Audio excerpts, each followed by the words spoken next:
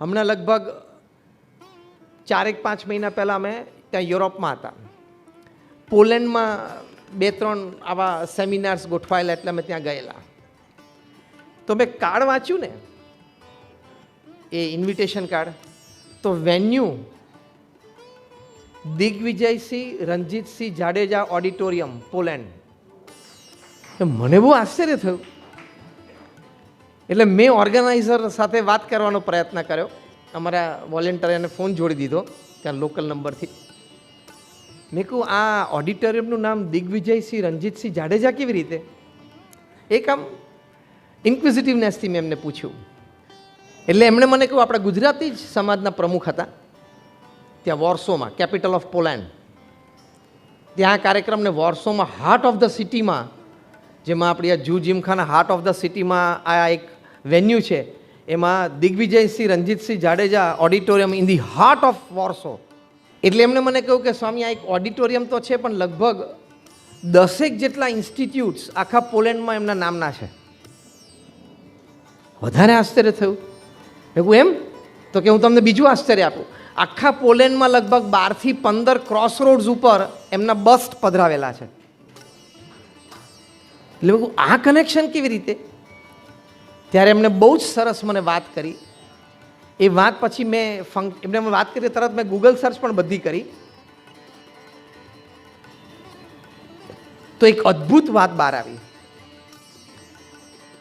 Second world war વખતે જ્યારે હિટલરના Nazi એ Poland ઉપર હુમલો કર્યો અને આ બધું સોવિયત યુનિયને અટેક કર્યો, એટલે ઈસ્ટ પોલેન્ડ નાઝી નીચે આવી ગયેલું, વેસ્ટ પોલેન્ડ છે યુએસએસઆર નીચે આવી ગયેલું. તે વખતે સોવિયત યુનિયન હતું. અને પોલિશ પીપલને તો સખત ત્રાસ આ બધા સૈનિકોએ આપેલો. જેટલા પ્રકારના અત્યાચારો ઇતિહાસમાં છે, બધા પ્રકારના અત્યાચારો આ પોલિશ પ્રજા ઉપર થયેલા. ખૂબ લોકો મર્યા પણ ખરા, ઘણા ભાગ્યા પણ ખરા, ઘણાને આર્મીએ પોતે ભગાડી દીધા. તે વખતે પોલિશ આર્મીમાં જે મિલિટરી મેન હતા, એ લોકોને એમ થયું કે આ લોકો આખું પોલેન્ડ સાફ કરી નાખશે. તો કરવું શું? કે અમે તો યુદ્ધ લડીએ છીએ એ લોકો સામે. એટલે પોતાના ફેમિલી મેમ્બર્સને, વિમેન એન્ડ ચિલ્ડ્રન, એ લોકોએ કોસ્ટ ઉપર મોકલી અને મોટા જહાજમાં બેસાડીને મોકલી દીધા. અને એકાદ મહિનો ચાલે એટલું રાશન મોકલી દીધું. અને કહ્યું, ક્યાં જવાનું? તો કે તમને જે દેશ સાચવે ને ત્યાં તમે જતા રહો, અને તો જ પોલિશ ડીએનએ ચાલુ રહેશે. એવી પરિસ્થિતિ વર્લ્ડ વોર 2 વખતે પોલેન્ડની આવી ગઈ હતી. પોલેન્ડની ત્યાં નેટિવ પ્રજા એની જનરેશન ચાલુ રાખવા માટે આ બહુ મોટો એક વિચાર એ વખતે થયેલો. મોટા જહાજમાં લગભગ 1200 જેટલા પોલિશ વિમેન એન્ડ ચિલ્ડ્રન એ લોકોને શિપ મોકલી દીધા. એ લોકો ઘણા બધા યુરોપ અને સેન્ટ્રલ એશિયાના કોસ્ટ ઉપર આવ્યા કે અમને રેફ્યુજી તરીકે તમે રાખો એમ. બધાએ ના પાડી, કારણ કે બધાને ડર હિટલરનો હતો કે એને ખબર પડશે કે અહીંયા અમે રાખીએ તો પાછું અમારી ઉપર અટેક કરશે. એમ કરતાં કરતાં જહાજ છે બેડી બંદર જામનગર આવ્યું. જામનગરનું નામ હતું એ વખતે નવાનગર. નવાનગરના મહારાજા એ વખતે આ હતા દિગ્વિજયસિંહ રણજીતસિંહ જાડેજા. એટલે એમના ફાધર રણજીતસિંહ, જેમના નામથી રણજી ટ્રોફી છે, એમના દીકરા દિગ્વિજયસિંહ. મહારાજાને કહેવામાં આવ્યું કે આવી રીતે એક જહાજ આવ્યું છે અને આ પરિસ્થિતિ છે. મહારાજા પોતે મહેલમાંથી એ જહાજને રિસીવ કરવા માટે બંદરે પહોંચ્યા અને બધાને આવકાર આપ્યો અને આખા જહાજને પોતાના રાજ્યમાં આશરો આપ્યો અને કહ્યું કે જ્યાં સુધી તમારે રહેવું હોય ત્યાં સુધી તમારી માટે ફૂડ, ક્લોથિંગ, મેડિસિન, શેલ્ટર બધું ફ્રી જ છે. અને ત્યાં એક બહુ જ મોટા ઓપન ગ્રાઉન્ડમાં એમને ટેન્ટ્સ બાંધી આપ્યા. પોતાના લશ્કરને ઓર્ડર કર્યો, એટલે મિલિટરીએ ફાસ્ટ કામ કરીને સૈનિકોએ ટેન્ટ્સ બાંધી આપ્યા, પેલો તાડપત્રીને એવું. અને આપણે તો જામનગરમાં એવું કોઈ એક્સ્ટ્રીમ ક્લાઇમેટ હોય નહીં, ઠંડી ને બધું, એટલે સામાન્ય ટેન્ટ હોય તો ચાલે, ખાલી વરસાદ અને તડકાથી બચવાનું હોય.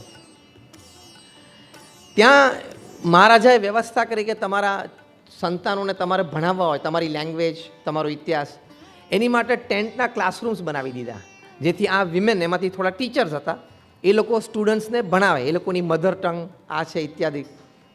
એ લોકો માટે હોસ્પિટલની એટલે નાની ક્લિનિકની વ્યવસ્થા કરી બધી જ.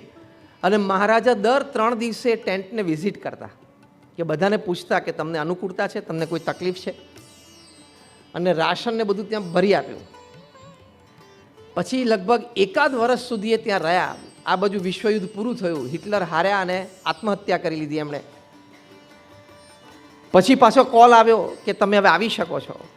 ત્યારે મહારાજાએ કીધું, એ લોકો મહારાજાને વાત કરી કે હવે અમે જઈ શકીએ, અમને ત્યાંથી કોલ આવ્યો છે. મહારાજા કે હા, મને પણ પત્રો આવ્યા છે, તમારે અનુકૂળતા હોય તો તમે રહી શકો છો, તમારે જવું હોય તો તમે જઈ શકો છો.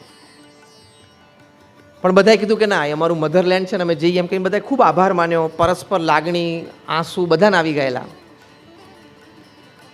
મહારાજે એમને પેલું જે જહાજ આવેલું વર્ષ પહેલાં, એ ત્યાં બંદર ઉપર રાખેલું હતું, મોટું જહાજ હતું. એમાં પાછું 1 વર્ષનું 1 મહિનાનું રાશન, એ લોકોને જે પ્રકારનું ફૂડ ફાવતું હોય એ પ્રમાણેનું એનું રાશનને બધું ભરી આપ્યું. અને મહારાજાએ એમને નકદ સોનાના સિક્કા આપીને રવાના કરે. તમે ત્યાં જાઓ તો તમારી તો વોર ટોન કન્ટ્રી છે, આટલું યુદ્ધ ચાલ્યું એટલે કોઈ નોકરી ધંધા વેપાર નહીં હોય, તો 6 મહિના ફેમિલી એ ગોલ્ડ કોઇન્સ એનકેશ કરીને અનાજ અને કપડાં લઈ શકે એની માટેની મહારાજાએ વ્યવસ્થા કરી. આજે પણ એ નવાનગરના ગોલ્ડ કોઇન્સ એ ત્યાં ઘણી બધી જગ્યાએ એક્ઝિબિશનમાં છે. અને એ જે સ્થળ ઉપર જ્યાં ટેન્ટ બાંધીને આ પોલિશ ચિલ્ડ્રન ફેમિલીઝને મહારાજાએ સાચવેલા, રાખેલા, ભણાવેલા, એ સ્થળ ઉપર, એ જ સ્થળ ઉપર અત્યારે જામનગર સૈનિક સ્કૂલ ઊભી છે, બાલાછડી, જે આપણે નામ સાંભળ્યું છે, બાલાછડી સૈનિક સ્કૂલ, એ જગ્યાએ ઊભી થઈ હતી. એટલે ત્યાં પોલેન્ડમાં જઈને આ લોકોએ વાતો કરી કે અમને તો નવાનગરના મહારાજા એમણે આટલી બધી વ્યવસ્થા કરી. એટલે પોલેન્ડના અત્યારે 5મા, 6ઠા, 7મા, 8મા ધોરણમાં નેશનલ કરિક્યુલમમાં એ લોકોની હિસ્ટ્રી બુક્સમાં એ આ નવાનગરના રાજા દિગ્વિજયસિંહનો ચેપ્ટર ભણાવવામાં આવે છે. પોલેન્ડની સરકારે વિચાર્યું કે પોલેન્ડનો નાગરિક આજથી 5000 વર્ષ પછી પણ દિગ્વિજયસિંહ જાડેજાને ભૂલવા ન જોઈએ. આપણી પેઢીઓ એમણે સાચવી. એટલે ઠેર ઠેર એમના બસ્ટ છે. પછી તો અમે બીજા 2 પ્રોગ્રામ્સ અમારા બીજી એરિયામાં હતા, તો રસ્તામાં પછી અમે જોયા બસ્ટ. પછી અમે એક જગ્યાએ ઊભા પણ રહ્યા.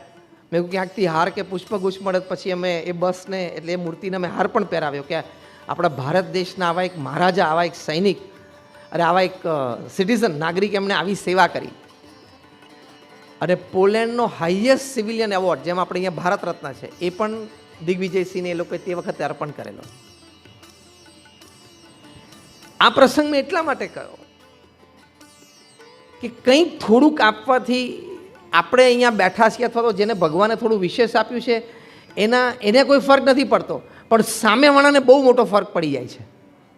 Your small contribution doesn't make any difference to you, but that small contributions, when they come together, it can create a big difference in somebody's life. Yes or no?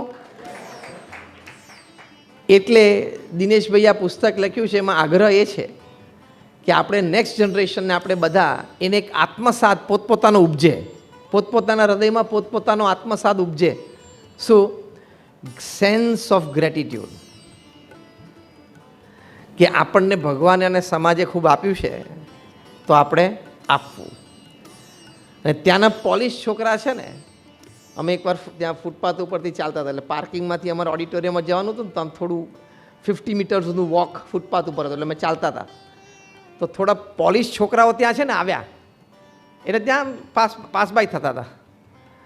એટલે મેં અમારી સાથે જે સ્વયંસેવક હતા, તો બધા ત્યાં અમુક બોન્ડ થયા છે, એટલે દે નો ધ લેંગ્વેજ. મેં કહું આને કોને કે આપણે 1-2 મિનિટ એની સાથે વાત કરવી છે, તો એને અનુકૂળતા છે. તો આમ ટીનેજર્સ હતા, સ્કૂલ ડ્રેસમાં હતા, 2 બોયઝ, અને કદાચ સ્કૂલમાંથી રિટર્ન થતા હશે બપોરે 4-1 વાગે. એટલે એમને કહ્યું કે તમે અમારા ઇન્ડિયાથી અમારા મંક આવે છે ને, તમારી સાથે વાત કરી છે, would you like to talk? And he lives very close to Jamnagar. Jamnagar શબ્દો સાંભળ્યો ને, તો પેલા બે આટલા નાના નાના મે બી 5th કે 6th સ્ટાન્ડર્ડમાં હશે, એ પોલિશ છોકરાઓ અમને કે oh from the good maharaja state. આટલા, હવે એ લોકો તો હમણાં જન્મ્યા, 5મા 6ઠા ધોરણના 10-11 વર્ષનો છોકરો, આ 3rd જનરેશન કહેવાય, 4th જનરેશન કદાચ કહેવાય. પણ તો એ કે oh from the good maharaja state. મેં કહું yes, I come from the good maharaja state. પછી એમની સાથે થોડો વાર્તાલાપ કર્યો. પછી મેં કીધું કે can I see your history book if it contains a chapter because I been told that it contains a chapter. Yes.